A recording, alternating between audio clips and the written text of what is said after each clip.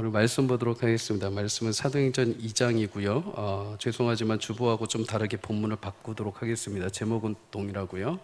사도행전 2장 5절에서 13절입니다. 한 절씩 함께 읽도록 하겠습니다. 그때에 경건한 유대인들이 천하 각국으로부터 와서 예루살렘에 머물러 있더니 이 소리가 나매 큰 무리가 모여 각각 자기의 방언으로 제자들이 말하는 것을 듣고 소동하여 다 놀라 신기하게 여겨 이르되 보라, 이 말하는 사람들이 다 갈릴리 사람이 아니냐? 우리가 우리 각 사람이 난 곳 방언으로 듣게 되는 것이 어찌 됨이냐? 우리는 바데인과 메데인과 엘람인과 또 메소보다미아, 유대와 갑바도기아, 본도와 아시아, 브르기아와 밤빌리아, 애국과 및 구레네에 가까운 리비아 여러 지방에 사는 사람들과 로마로부터 온 나그네 곧 유대인과 유대교에 들어온 사람들과 그레데인과 아라비아인들이라 우리가 다 우리의 각 언어로 하나님의 큰 일을 말함을 듣는도다 하고 다 놀라며 당황하여 서로 이르되 이 어찌 된 일이냐 하며 함께 읽습니다. 또 어떤 이들은 조롱하여 이르되 그들이 쇠술에 취하였다 하더라. 아멘. 오늘 본문을 가지고 새로운 꿈이 시작되다라는 제목으로 함께 은혜를 나누겠습니다. 사람마다 개인마다 소망하는 게 분명히 있습니다. 소망이 없으면 사람이 아니죠. 다 분명히 소망이 있습니다. 꿈이라고 말하기는 조금 거창하니까 그냥 작은 소망이라고 해보죠. 어떤 사람은 이렇게 말합니다. 목사님, 저는 꿈 없어요. 저는 소망도 없어요. 저는 제 자식들 좀 건강하고 그냥 제가 오래오래 사는 것 정도예요. 여러분, 이거는 엄청난 소망입니다. 그죠? 내 자신이 건강하게 오래 사는 거, 내 자식들이 믿음 안에서 충만한 거, 이거는 엄청나게 기적과 같은 역사입니다. 소박해 보이지만 절대 소박하지 않죠. 매일 거대한 홍수와 같은 수많은 세상의 시련과 핍박 앞에 내가 하루를 건강하게 살아낸다는 것은 정말 큰 기적과도 같은 의미입니다. 세상의 수많은 유혹 가운데 우리 자녀들이 흔들리지 않고 믿음을 정말 굳건하게 잘 지켜가는 것조차도 정말 기적과 같은 일이죠. 그건 정말 기적 중에 최고의 기적일 것입니다. 요즘 매스컴을 보면 정말 아이들한테는 상상할 수 없는 일들이 요즘에 10대 애들한테 벌어집니다. 고작 우리 어르신들 세대, 저희 세대까지만 해봐도 유혹이라는 거는 그냥 좀 어떤 음주 가무 아니면은 PC방 아니면은 좀 해봐야 도박 좀 아니면은 성적인 부분 이런 거였거든요. 근데 지금 아이들은 거기에 플러스 해가지고 인터넷뿐만 아니라 약까지도 이 아이들을 위협을 하고 있습니다. 그죠? 엄청난 시대에 지금 혼돈 속에 우리 아이들이 자라가고 있습니다. 이 가운데 아이들이 믿음을 지키고 그 유혹 속에 흔들리지 않는다는 건 정말 하나님의 특별한 보호와 은혜가 아니고서는 인간의 힘으로는 도저히 살아갈 수 없을 정도의 현실 속에 있다는 것이죠. 사랑하는 우리 부모님들, 끝까지 여러분이 기도의 보호막으로 자녀들을 양육하고 이끌어 가시기를 주의 이름으로 축복합니다.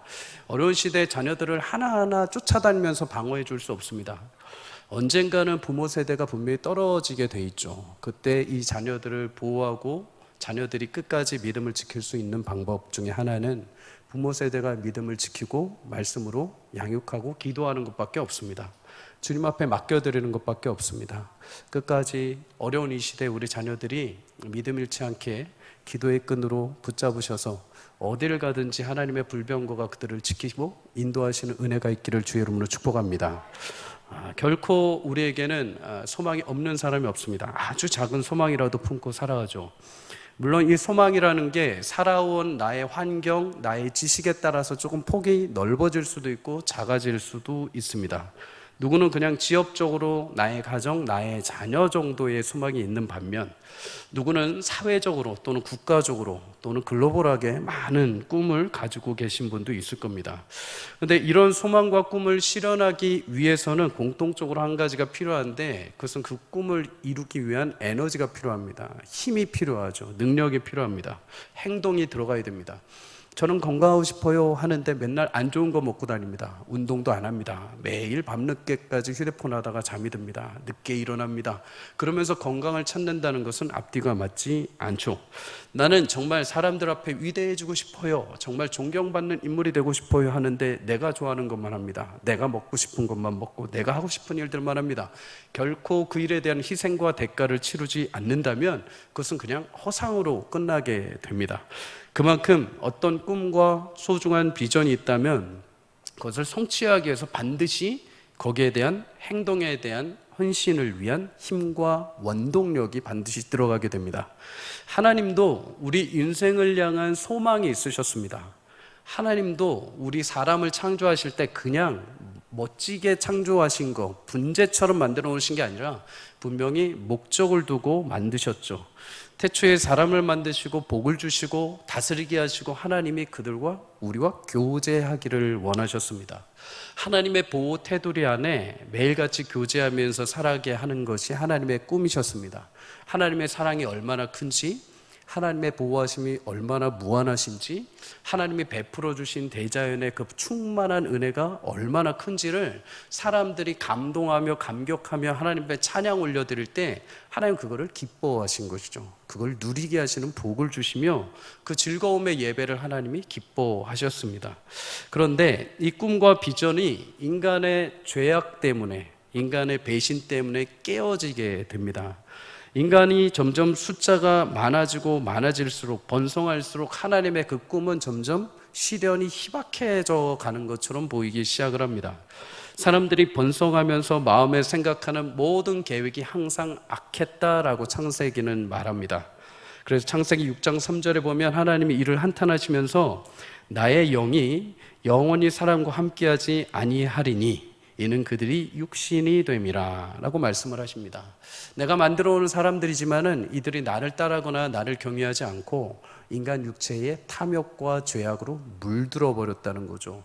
그러면서 하나님은 이제 자신의 거룩한 영이 이들과 함께 할 수 없다는 것을 아시고 영을 거두어 버리십니다. 왜냐하면 그냥 미워해서가 아니라 거룩한 하나님의 영이 죄악된 인간들에게 다가가면 모든 죄인은 다 죽을 수밖에 없기 때문이죠. 그러면서도 하나님은 이들을 보호하시기 위해서 그의 영을 거두어 버리십니다. 물론 이 거둔다, 이 영을 거둔다는 것은 완전히 하나님이 떠나시는 것은 아닙니다. 하나님께서 노아에게 방주를 지어라, 그리고 비가 오는 그날까지 120년 동안 잠시 영을 거두어 버리십니다. 그때 그 기간, 방주를 짓는 기간에 사람들에게 어떤 사인도 주지 않으시고 어떤 말씀도 주지 않으시고 어떤 경고도 하지 않으십니다. 그냥 하나님의 영을 거둬 버리시는 거죠. 그만큼 인간의 죄와 탐욕, 배신의 삶은 하나님의 영이 고할 수 없을 정도로 하나님의 꿈이 완전히 산산조각 나는 것처럼 보입니다. 하지만 하나님은 인간을 향한 그 꿈을 포기하지 않으셨습니다. 죄인이 인간의 연약함을 깨닫도록 징계를 주시기도 하고 주의 영을 거두시기도 했지만 인간을 향한 비전을 결코 포기하거나 끝내지 않으셨습니다. 그래서 노아를 통해서 다시 하나님은 무지개 언약을 주시고 다시 그의 백성들을 통해서 언약의 자손이 날 것을 약속하시고 아브라함을 통해서 하나님이 민족 구원의 비전을 다시 펼쳐 주십니다. 그리고 그 약속에 따라서 하나님은 포기 아니하시고 예수님을 이 땅에 보내셔서 그의 죽으심과 부활로 약속을 성취하신 줄 믿습니다. 그리고 예수님을 믿는 모든 자에게 다시 하나님은 처음에 꿈이었던 그 하나님 안에 거하고 함께 더불어 먹고 마시는 영원한 생명을 누리도록 우리 가운데 은혜를 베풀어 주셨습니다. 이렇게 하나님의 위대한 꿈과 비전은 죄로 인해서 사람들의 불순종으로 모든 것이 끝난 것 같았지만 하나님은 보이지 않게 하나님의 방법으로 차근차근 다시 그것을 회복하시고 예수님을 통해서 완성하시게 되죠. 디모데전서 2장 4절은 그래서 말씀합니다. 함께 다 읽어볼까요? 시작. 하나님은 우리 모든 사람이 구원을 받으며 진리를 아는 데에 이르기를 원하시느니라. 아멘. 하나님의 비전과 꿈은 죄인이었던 우리가 그냥 죄로 인해서 사망해서 형벌받는 것이 아닙니다.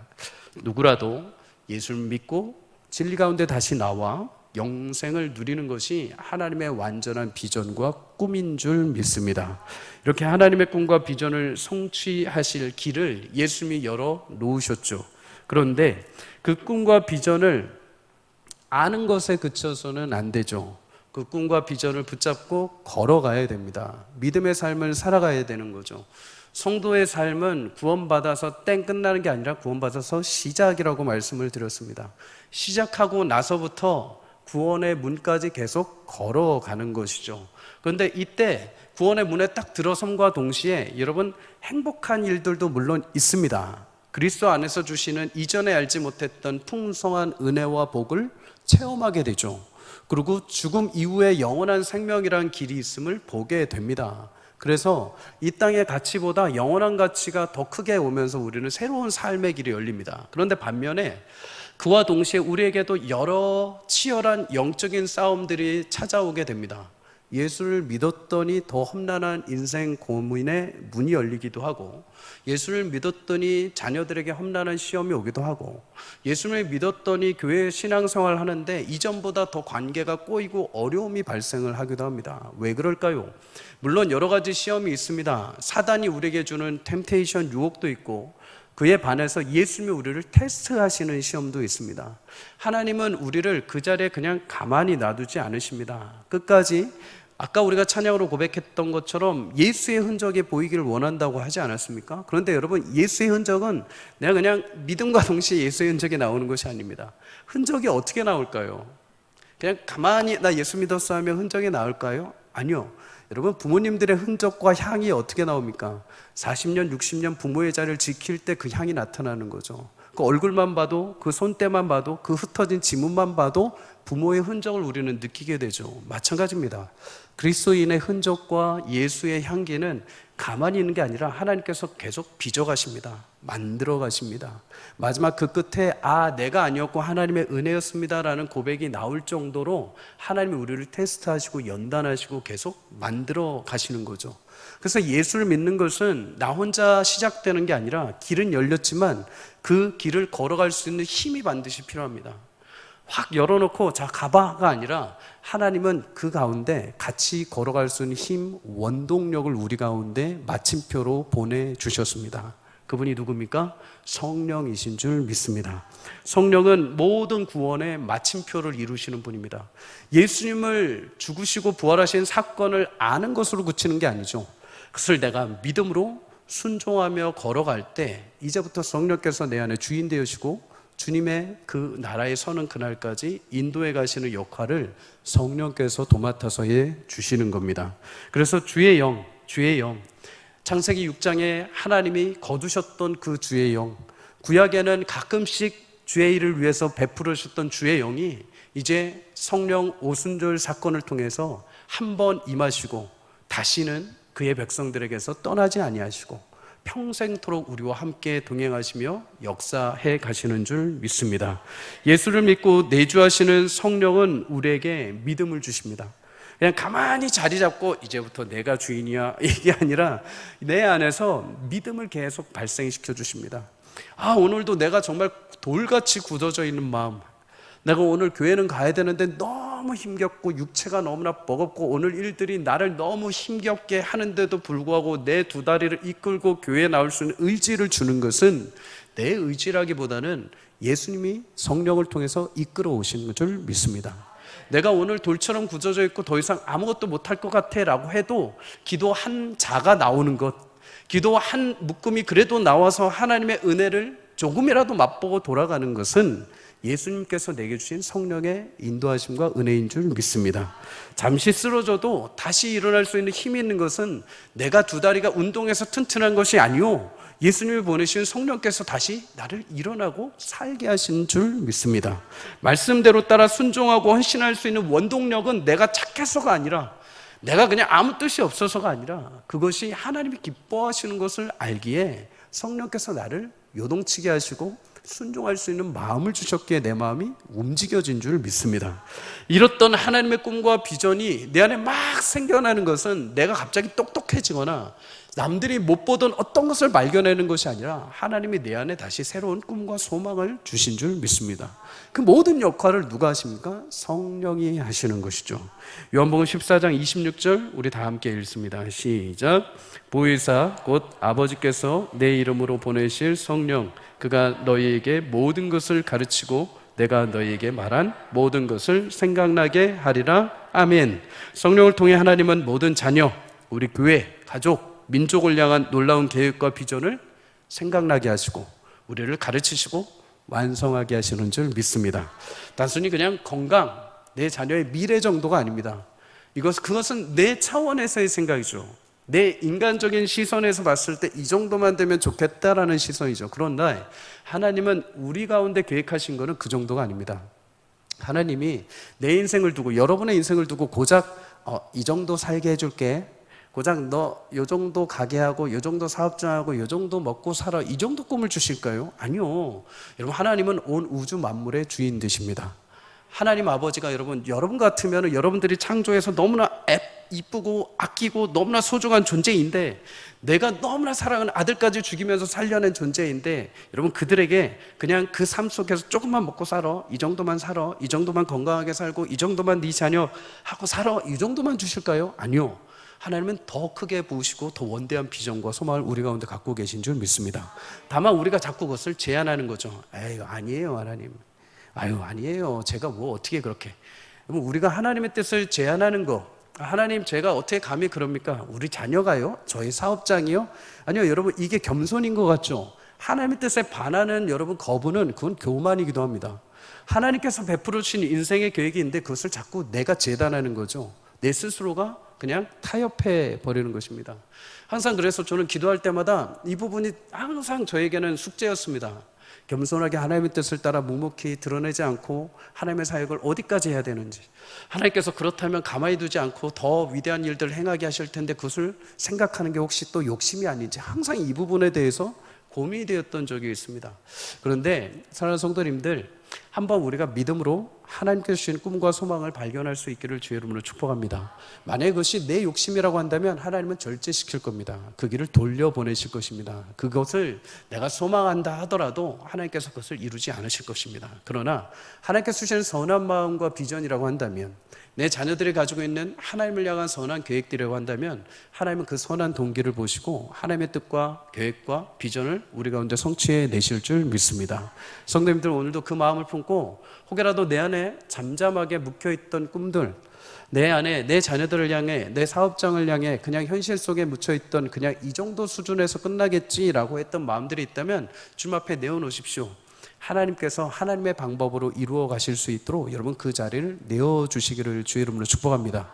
때로는 내가 하는 것도 있어야 되지만은 하나님께서 하시도록 놔둬야 됩니다. 성령께서 어떻게 역사해 가시는지를 봐야 되는 것이죠. 때로는 성도에게 참 신앙의 재미라는 게 뭐냐면은, 신앙생활을 막 우리가 할 때 내가 막 하고 기도하고 예전의 신앙이 우리 그랬던 것 같아요. 막 내 열심으로 막 하고, 내가 기도 응답이 필요할 때 막 기도하고, 내가 막 할 때 막 이렇게 이원화되어 있는 신앙생활이었던 것 같아요. 그러나 사랑하는 성도님들, 삶 가운데 하나님이 어떻게 역사하시는지를 시간을 두고 여유를 두고 바라볼 수 있기를 주의 이름으로 축복합니다. 때로는 내가 지금 뭘 해야 되는데 라고 할 때 잠시 멈춰 보십시오. 잠시 내가 기도했다면 하나님의 일을 어떻게 이루어 가실까? 내 자녀를, 나의 사업장을 어떻게 이루어 가실까라는 하나님의 일하심을 잠깐 목도해 보십시오. 잠시 기다려 보십시오. 하나님께서 약속하신 대로 늦지 않게 하나님의 계획과 일을 성취해 내실 줄 믿습니다. 성도님들, 오늘도 그 계획과 완성을 완성하시고 또 성령을 따라 인도해 가시는 하나님의 신실한 일들을 기억하며 여러분 주의 이름을 믿고 확신하며 여러분에게 주어진 길을 담대하게 걸어갈 수 있기를 주의 이름으로 축복합니다. 이 일을 누리기 위해서, 확신하기 위해서는 성령 충만함이라는 것이 필요합니다. 하나님이 예비하신 계획을 따라가기 위해서는 확신이 필요합니다. 믿음이 필요하죠. 그러기 위해서는 성령께서 내 안에서 말씀하시고 역사하실 때 그것을 확신하고 의지할 수 있는 믿음, 성령 충만함이 필요한 것이죠. 오늘 말씀의 배경이 되는 사도행전 2장에도 보면 성령께서 120명이라는 모인 무리들 가운데 급하고 강한 바람 같은 소리로 불의 혀처럼 갈라지는 것들로 그들 머리 위에 임하셔서 성령으로 세례를 주시는 것을 보게 됩니다. 그리고 그와 동시에 그들의 인생 가운데 성령 충만함을 부어 주십니다. 사도행전 2장 4절 한번 다시 읽어볼까요? 시작.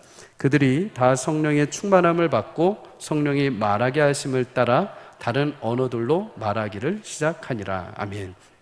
성령의 충만함을 받은 무리들은 성령의 말하게 하심을 따라서 말로 방언을 하게 됩니다. 물론 여기서 나오는 방언은 타국어입니다. 외국말입니다. 외국말. 예전에 제가 이 본문 보면서 하나님 저에게도 영어 방언을 주세요 막 이랬거든요. 안 주시더라고요. 이 단어는, 이 언어는 타국에서 진짜로 들리는 말입니다. 들리는 말. 하늘의 천상의 방언이 아니라 인간이 들을 수 있는 말이죠.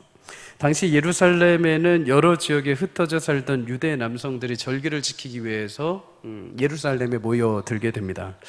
어린 시절 부모의 손을 이끌려서 갔던 1.5세대이기도 하고 부모를 통해서 그 지역에서 태어난 2세대이기도 합니다. 그들에게는 모국어가 예루살렘에서 통용되던 히브리어, 아람어 외에 자신들이 살던 지역의 언어가 또 있습니다.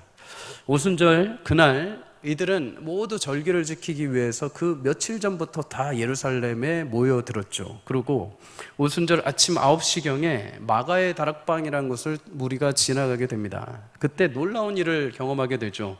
그곳에 일명 예수의 제자라고 모였던 사람들의 무리가 모두 집 밖에 나와서 막 말을 합니다. 그런데 어디서 많이 듣던 말입니다. 어디서 자신들이 사용했던 언어들이 15개 국어의 언어들이 모두 다 막 터져 나오기 시작을 한 것이죠. 사도행전 2장에 보면은 대략 그 지역들이 15개 지역, 오늘 우리가 본문 읽은 지역들을 보면 15개 지역으로 나타나게 됩니다. 이로 해서 각 지역에 몰려들었던 유대인들, 자기가 살던 지역의 말로 여기 있는 사람들이 이야기를 하니까 굉장히 신기했던 것이죠. 그런데 더 놀라운 것은 사도행전 2장 7절에 보면 그렇게 언어로, 다른 방언으로 얘기한 사람들이 모인 무리들 가운데 있었지만은, 예수님의 따르던 무리들 가운데 있었지만은 그들이 모두 갈릴리 사람들 아니냐라고 이렇게 반문을 하게 됩니다. 갈릴리 사람들은 사실 예루살렘에 비해서 교육을 받지 못했던 사람들입니다. 심지어 이 갈릴리 사람들의 특징 중 하나는 이렇게 주석을 찾아보면 히브리어나 아람어의 특징 중 하나인 목으로 내는 된소리를 잘 못했다고 합니다. 그리고 말할 때 특징이 약간 어버버 하는 부분이 있었다고 해요. 그러다 보니까 누가 이렇게 대화를 하다가도 우리나라 사투리처럼 이 사람 갈릴리 사람이다, 이렇게 딱 알아듣고 무시를 하는 경향이 있었습니다. 누가복음 22장에 보면 베드로가 예수님이 잡히시던 날 옆에 있던 사람들이 너 갈릴리 사람이지? 베드로 맞지? 하면서 추궁하게 됩니다. 그때 이 사람들이 발견해낸 이유는 뭐냐면 베드로의 말투 때문이죠. 베드로가 갈릴리 사람의 말투를 했기 때문에 너도 그와 함께 있던 자다, 너도 갈릴리 사람이다, 이렇게 추궁을 했던 겁니다. 이렇게 제대로 배우지 못하는 갈릴리 사람들이 대부분이었던 120명의 사람들 가운데 그들은 단 한 번도 외국을 나가본 적도 없고 외국의 언어를 배운 적도 없습니다. 그런데 그들의 입에서 15개 지역의 모든 나라의 말이 그들의 입술을 통해서 흘러나오게 된 것이죠. 이 놀라운 광경을 보자 지나가던 그 경건했던 유대인들은 너무 놀랍다 하는 사람도 있던 반면에 어떤 사람들은 저들이 대낮 아침부터 술에 취했다 라면서 평가를 절하시켜버립니다. 성령의 역사와 능력은 우리의 이성과 상식을 뛰어넘는 줄 믿습니다. 때로는 이해되지 않는 방법으로 하나님은 일하시기도 합니다. 그래서 세상 사람들은 때로는 존귀함과 위대함으로 성도를 보기보다도 때로는 저급함으로, 무시함으로 성도를 보기도 합니다. 예수님의 십자가 사건도 마찬가지였죠. 고린도전서 1장 23절은 예수 십자가 복음이 유대인에게는 거리끼는 것이고 이방인들에게는 미련한 것이라고 말을 합니다. 유대인들에게 십자가는 하나님께 저주받은 상징이기 때문에 이것은 거려지는 겁니다. 그래서 메시아가 십자가에 달려 죽는다? 이건 상상할 수 없는 일이었죠. 이방인들에게도 십자가는 그냥 죄인들이, 극형에 처해져야 될 죄인들이 짊어져야 될 죽음의 형틀에 불과했습니다. 그런 자가 메시아가 그런 데에 박힌다? 죽는다? 그것은 그냥 미련한 것이라고 여겼던 것입니다.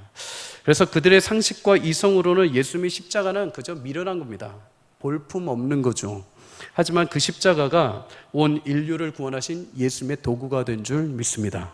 때로 성도가 십자가의 길을 갈 때 우리도 그런 조롱들을 받습니다. 기대했던 어떤 인상적인 모습, 우리를 대우해 주는 것들, 교회를 향한 수많은 칭찬과 격려보다는 왜 또 저래? 왜 저 모양이야? 예수님인데 왜 저래? 하면서 오히려 조롱의 시선이 우리 가운데 다가올 때가 있습니다. 하지만 성도님들, 그 조롱과 고난의 모멸의 십자가가 영광의 부활로 바뀐 것처럼 성도의 모든 인생에서의 조롱과 모든 모멸과 수치는 영광스러운 주의 면류관이 될 줄 믿습니다.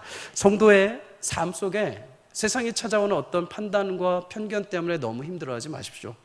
마땅히 그리스도인이라면 어쩔 수 없이 세상이 다가오는 시련과 조롱을 받아야 됩니다. 내가 그리스도인이 되고 그리스도로 살아가는데 희한하게 세상이 나를 영광과 존귀로 대우한다. 뭔가가 문제가 있는 것이죠. 우리는 그리스도의 길과 세상의 길이 다릅니다. 그리스도의 길을 온전히 따르면 마땅히 세상과 마찰이 일어날 수밖에 없습니다. 세상과 부딪힐 수밖에 없습니다. 세상의 존경과 세상의 어떤 권위는 그 차원을 높게 했을 때 나오게 됩니다.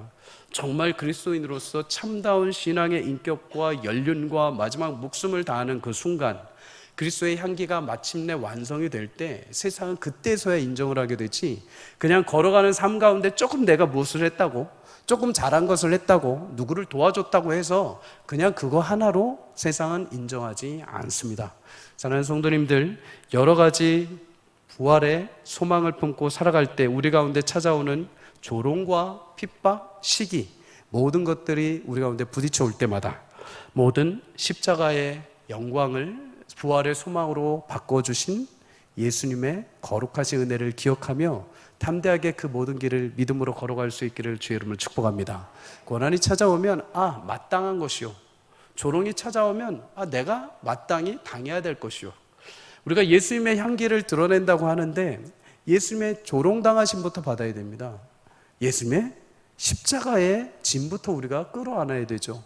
예수님의 죽음부터 우리가 같이 죽어야 예수님의 부활이 진정 나의 것이 되는 겁니다.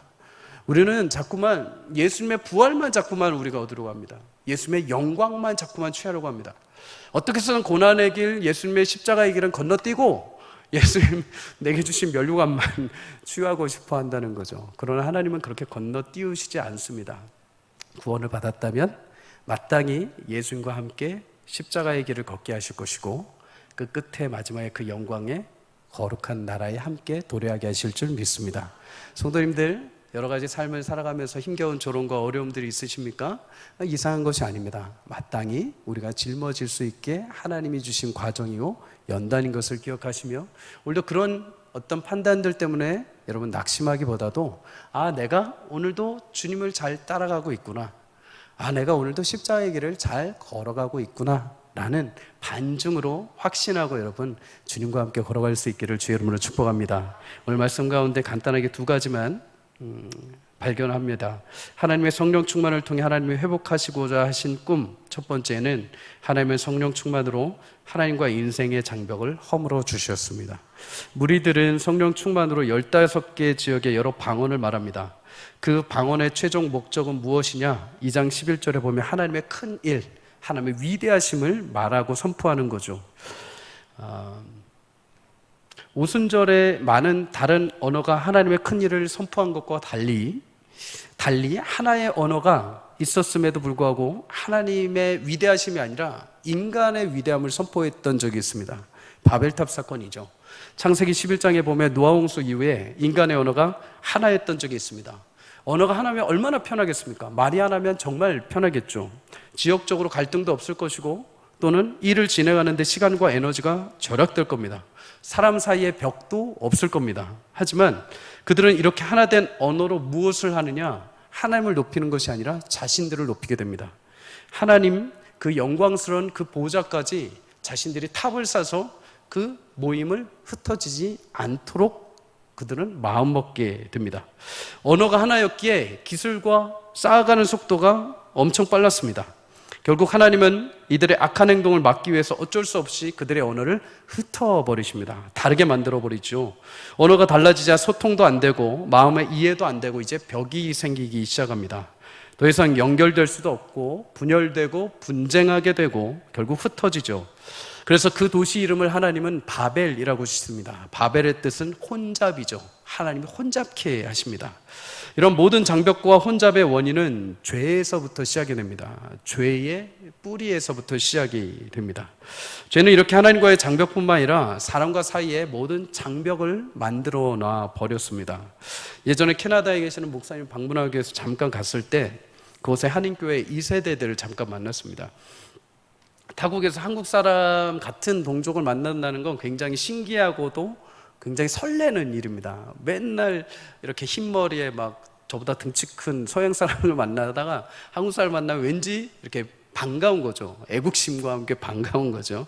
근데 목사님이 그러시더라고요. 이 아이들은 겉모습만 한국인이지 그 속은 캐나다 사람이라는 겁니다. 겉모습이 같더라도 이 아이들은 한국의 문화나 정서로 살아온 게 아니라 캐나디언 문화로, 정서로, 역사로 살아왔기 때문에 모습은 한국 사람이지만 말이나 행동, 마인드는 모두 외국 사람이라는 겁니다. 실제로 자신들조차 겉모습은 한국인이지만 나는 캐나디언이라고 스스로 고백들을 했습니다. 한국말을 종종 하지만 한국인이 서로 대화하면서 느끼는 그런 한국인끼리 느껴지는 어떤 단어의 어떤 오묘한 느낌들은 전혀 느껴지지 않는 거죠. 마치 진짜 외국인을 대하는 듯한 느낌이었습니다. 그만큼 여러분 언어가 다르면은 벽이 생기고 마음의 소통도 안 되고 분쟁이 생기고 차별이 생기고 극심하면 전쟁까지 일어나는 정도이죠. 근데 이렇게 온 민족이 서로 다른 언어 가운데 다른 문화 가운데 장벽이 세우고 서로 흩어지고 분열된 상황에 있었을 때 하나님은 이제 약속하신 대로 성령을 보내셔서 성령 충만함을 통해 어떻게 하십니까? 모든 언어는 다르지만은 이제 그들의 목적을 하나로 맞춰 주십니다. 바로 하나님의 큰일, 하나님의 말씀을 선포하게 하신 줄 믿습니다. 언어와 표현, 단어는 모두 다르지만 그 창세기에 말했던 자신들의 목적과 자신들의 인생을 살던 표현이 아니라 이제 언어는 다르지만 모두가 다 똑같은 곳을 향합니다. 모두가 다 원래 해야 되었던 하나님의 영광을 찬양하는 입술의 고백들이 15개의 국어로 모두 나타나게 된 것이죠. 언어, 다른 표현, 다른 모습들이지만은 하나님의 새로운 시대를 똑같은 하나님을 향한 고백으로 열어주십니다. 오늘 본문에 나온 15개 지역은 지도로 표시하면 사실 동서남북의 모습이 나오게 됩니다. 하나님이 이제 얼만큼 기다리셨는지, 얼만큼 그 일을 하고 싶으셨는지의 마음을 우리는 조금 보게 됩니다. 그때 유대인들이 다 오지 않았습니까? 경건한 유대인들이 외부에서 다 오고 하나님이 그날 오순절날 모든 지역에 있는 사람들의 언어로 하나님의 말씀을 선포하게 하십니다. 여러분, 이들이 이거를 듣고 심지어 그 뒤에 3,000명, 5,000명이 다 복음을 듣고 다 변화가 되는데 이들이 어떻게 했을까요? 다 자기 지역으로 돌아가게 됩니다. 다 자기가 살던 지역들. 그래서 사도행전 뒤에 보면은 베드로가 전도하기도 전에 또한 바울이 전도하기도 전에 이미 각 지역마다 경건한 그리스도를 믿는 유대인들이 이미 살고 있던 것을 보게 됩니다. 누가 했습니까? 하나님께서 하신 것이죠. 하나님께서 기다리셨다가 이 땅 하면 마치 달려가는 것처럼 성령이 임하시자마자 바로 그 자리에서 온 국의 언어로 하나님의 하나님 되심을 증거해 주신 줄 믿습니다. 사랑하는 성도님들, 예수님은 그의 몸을 통해서 하나님과 우리의 관계를 화목하게 하셨습니다. 복음이 증거되게 하셨다는 것은 이제 어느 누구라도 너희가 나 예수만 믿으면 누구라도 이 복음을 받게 하신 것이죠. 하나님은 그렇게 화목해 우리를 자녀 삼아 주시기 위해서 성령을 부어 주셨습니다. 요한복음 17장 22절에 이렇게 말합니다. 내게 주신 영광을 내가 그들에게 주었사오니 이는 우리가 하나가 된 것 같이 그들도 하나가 되게 하려 함이니이다. 아멘. 우리가 하나가 되기 위해, 연합하기 위해, 우리와 동행하시기 위해 하나님은 딱 기다렸다가 마치 그 빗장이 탁 열리는 순간 성령을 모든 이에게 말씀으로 부어주셔서 이제 우리와 하나 되게 하시고 연합하셔서 우리와 모든 그 담을 허무시고 우리와 함께 평생토록 동행하시는 줄 믿습니다. 사랑하는 성도님들, 혹여라도 하나님과의 담이 있으십니까? 우리가 신앙생활 하다 보면은 내 죄나 나 연약한 부분 때문에 하나님과 담벼락을 쌓고 신앙생활 하시는 분들이 있습니다. 혹은 하나님 앞에 실망해서 담벼락을 쌓으시는 분들이 있습니다. 가끔씩 이렇게 누군가와 상담을 하거나 이렇게 만나보면은 사람들에게 실망한 것도 있지만 하나님 앞에 실망한 사람들도 있습니다. 내가 그렇게 기도를 했는데, 내가 그렇게 말했는데 하나님 응답을 안 해주셨다는 거죠. 성도님들, 하나님은 실수가 없으신 분이십니다. 하나님은 우리에게 가장 완벽하고 우리에게 가장 선한 길로 인도해 주시는 줄 믿습니다. 그것을 위해서 그냥 멀찍이 바라보시는 게 아니라 성령을 보내셔서 우리와 하나가 되게 하셨습니다. 하나가 된다는 것은 내가 곧 너고 너가 곧 나라는 것입니다. 네가 아프면 내가 보호할 것이고 너가 기뻐하면 그것이 나의 영광이라는 것이죠. 하나님께서 그토록 우리를 하나로 불러주셨는데 하나님이 여러분들을 외면하시고 여러분들에게 잔혹하게 한번 맛봐봐 이러시겠습니까? 아니요. 우리에게 필요한 모든 상황과 환경 때문에 그렇게 모든 일들을 이루어 가신 줄 믿습니다. 혹여라도 하나님과 담이 있으신 분들이 있다면 하나님과 화해하십시오. 하나님과 화해하십시오. 하나님은 결코 우리 가운데 만홀히 여김을 받으시는 분이 아닙니다. 하나님은 실수하지 아니하시고 정확하게 우리의 삶을 인도해 가시는 줄 믿습니다. 오늘 저녁에 잠시 기도하실 때 혹여라도 죄 가운데 하나님과 담이 있다면, 하나님과 실망한 거리가 있어갖고 하나님과 내가 삐쳐 있고 하나님 앞에 나가지 못하는 분들이 있다면 오늘 그 모든 담을 예수님이 화목케 하신 줄 믿고 담대하게 다시 주님과의 관계가 회복될 수 있는 시간이 되기를 주의 이름으로 축복합니다. 두 번째로, 마지막 두 번째로, 하나님은 성령 충만으로 인생과 인생의 장벽을 허물어 주셨습니다. 관계의 장벽을 회복해 주셨죠. 오늘 본문의 성령 충만한 사도들은 하나님의 복음을 각자의 언어로 전합니다. 그토록 수백 년 동안 서로의 벽이 생기고 흩어지고 차별되었던 민족이 복음의 그 말씀 앞에 서로 연합이 되고 하나가 되게 하신 것이죠. 제한이 없어졌습니다. 성령 충만한 성도들의 선포로 인해서 죄를 회개하고 돌이키고 하나님의 사람들이 되어서 각 지역으로 흩어지고 복음이 확장되는 놀라운 역사가 발생한 줄 믿습니다. 갈라디아서 3장 28절은 그래서 이렇게 말을 합니다. 우리 함께 읽어볼까요? 시작. 너희는 유대인이나 헬라인이나 종이나 자유인이나 남자나 여자나 다 그리스도 예수 안에서 하나이니라. 아멘. 성령 충만을 통한 하나님의 위대하신 비전 중에 하나, 그것은 죄로 인하여서 깨졌던 하나님과의 관계를 우리를 회복해 주시고, 또 하나는 우리 가운데 서로의 관계를 회복해 주신 줄 믿습니다. 죄로 인해 막혀있던 복음의 문은 이제 서로 안에서 다 열리게 되고 하나님이 바라시던 그 연합, 창조하시던 그날 에덴 동산에서 하나님과 연합하며 사람이 사람 가운데 함께 축복의 은혜를 누렸던 그 회복을 하나님은 다시 성령을 통해서 이루어 내셨습니다. 예전에 섬기던 교회에 청각 장애우들과 함께 예배하던 교회가 있었습니다. 농인들이죠, 농인들. 귀가 안 들리시는 분들. 이분들은 이제 수어로 통역을 하게 됩니다. 한 번은 청년들을 데리고 캄보디아로 단기 선교를 가는데 그때 청각장애우 청년 자매 2명이 와서 상담을 받았습니다. 자신들도 가고 싶다는 거죠. 생전에 태어나서 아무래도 이제 제한이 있다 보니까 한 번도 단기 선교라는 거를 가본 적이 없는 겁니다. 가고자 하는 꿈도 꿔본 적이 없고 가자고 누군가 권유해 본 적도 없는 겁니다. 그래서 자매 2명과 수어 통역을 하시는 여자 선생님 3분, 이렇게 3분이 상담을 하러 왔습니다. 솔직히 그때 제 심정에 청각장애 청년들에 대한 부담이 솔직히 말하면 딱 10%의 부담이 있었습니다. 100%라고 한다면 10%의 부담. 한 번도 선교를 가지 않았고 또 준비하는 과정 가운데 선교팀은 굉장히 치열한 영적인 싸움이 많습니다. 딱 준비하는 그 순간부터 가기 전, 갔다 온 이후까지도 수많은 영적인 전투가 있는데 이것을 청년들이 이 자매들을 끌어안고 감당해낼 수 있을까라는 고민이 있었습니다. 또한 청각장애우들은 이렇게 들리지 않다 보니까 굉장히 예민합니다.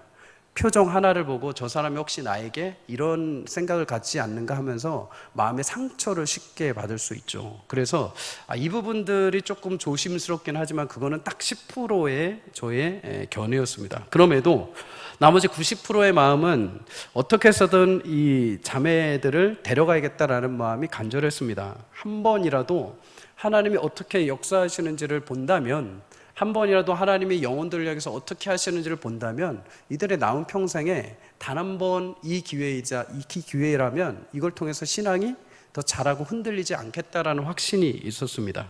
그래서 팀원들에게 양해를 구하고 합류를 하게 됩니다. 그렇게 이 자매들을 데리고 사역이 시작이 됩니다. 준비하고 현지에 가서 팀 사역이 시작되고 셋째 날 정도 은혜 나눔을 하는데 저녁에 제가 10%라도 가졌던 그 마음에 대해서 하나님 앞에 크게 회개를 한 적이 있습니다. 솔직히 막상 사역을 딱 시작할 때 이분들은 이렇게 번역을 3번을 해야 됩니다. 이렇게 본인들이 수어로 얘기를 하면 수어 통역사가 또 그것을 한국말로 얘기를 해야 되고 한국말로 누군가 얘기를 하면 그걸 또 영어로 누군가가 또 그 현지인들한테 얘기를 해야 되는데 영어가 만약에 현지인들이 안 되면 선교사님이 다시 캄보디아어로 또 다시 얘기를 해야 되는 거죠. 그렇게 시간도 많이 걸리고 번역도 많이 걸리는 단계였습니다. 그러다 보니 제 생각엔 은혜를 받을 수 있을까? 이렇게 단계도 많이 걷고 번잡한데 과연 은혜를 정말 받고 갈 수 있을까라는 생각이 들었는데 그날 저녁에 은혜 나눔을 하는데 그때 제가 10%의 그 마음도 회개하게 된 이유가 있습니다. 통역을 통해서 계속 은혜 나눔을 하는데 그 두 자매 중에 한 자매가 이렇게 고백을 하는 거예요. 제가 여기 와서 귀로 들을 수는 없지만 제가 이 현장에서 하나님을 눈으로 보게 되었습니다. 저는 제 생각으로는 그냥 사역을 통해서 또는 전도를 통해서 아니면 어떤 집회를 통해서 이 청년들이 하나님을 만날 줄 알았는데 그게 아니었던 겁니다. 제 생각과 방법을 뛰어넘어서 하나님은 특별히 이 자매들을 사랑하셔서 귀는 들릴지 안 들릴지 모르지만은 그 모든 현실을 나머지 있는 감각으로 하나님을 보게 하신 것이죠. 내 생각을 뛰어넘어서 하나님은 그 자매들에게 그 모든 장벽을 무너뜨리고 하나님의 살아계심을 보게 하신 줄 믿습니다. 사랑하는 성도님들, 하나님은 언어의 장벽만 허무시는 것이 아닙니다. 우리의 모든 교만의 장벽도 허무시고 두려움의 장벽도 허무시고 우리 인생에 잠겨져 있는 모든 하나님과의 관계의 장벽도 허무시고 사람과의 관계 속에서도 묶여있는 모든 것들을 허물어 주신 줄 믿습니다.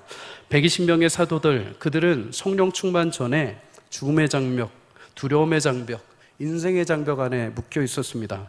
그래서 방에 숨어 있었죠. 우리도 죽으면 어떡하나, 지금 나가면 어떡하나. 부활하신 예수님 40일 동안 만났지만 그들은 여전히 실수와 연약함의 장벽 안에 갇혀 있던 자들입니다. 그런데 그러한 장벽이 언제 무너집니까?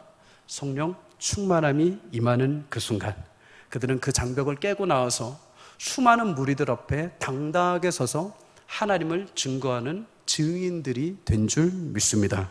사랑하는 성도님들, 이런 역사와 은혜가 우리 교회 가운데 있기를 주의 이름으로 축원합니다. 그것은 내 힘으로 할 수 있는 것이 아닙니다. 하나님과의 관계를 회복하신 하나님의 영적인 은혜로 성령이 우리 가운데 임하실 때 하나님께서 그 성령을 통해서 하나님과 관계를 회복하고 또 내 안에 있는 우리 주변에 있는 모든 인생의 장벽들을 허무시는 줄 믿습니다. 그리고 우리 가운데 막혀있던 내 인생을 향한 비전과 계획들과 꿈들이 다시 주의 이름으로 성취되고 이루어가는 역사가 있게 될 줄 믿습니다. 사랑하는 성도님들, 오늘도 성령의 충만함을 구하는 이 밤이 되기를 주의 이름으로 간절히 소망합니다. 내 생각과 상식, 나의 제한을 넘어 모든 것을 허무시고 새롭게 일하실 하나님을 기대하십시오. 성령께서 약속하신 대로 우리 가운데 임하셔서 오늘도 새 일을 행하시고 모든 제한을 넘어 하나님 앞에 담대한 영광의 은혜의 길을 걷게 하실 줄 믿습니다. 오늘 기도할 때 그런 역사와 은혜가 우리 귀한 성도님과 저의 삶에 나타나기를 주의 이름으로 간절히 축복합니다. 우리 함께 찬양으로 고백하며 기도의 자리에 나가도록 하겠습니다.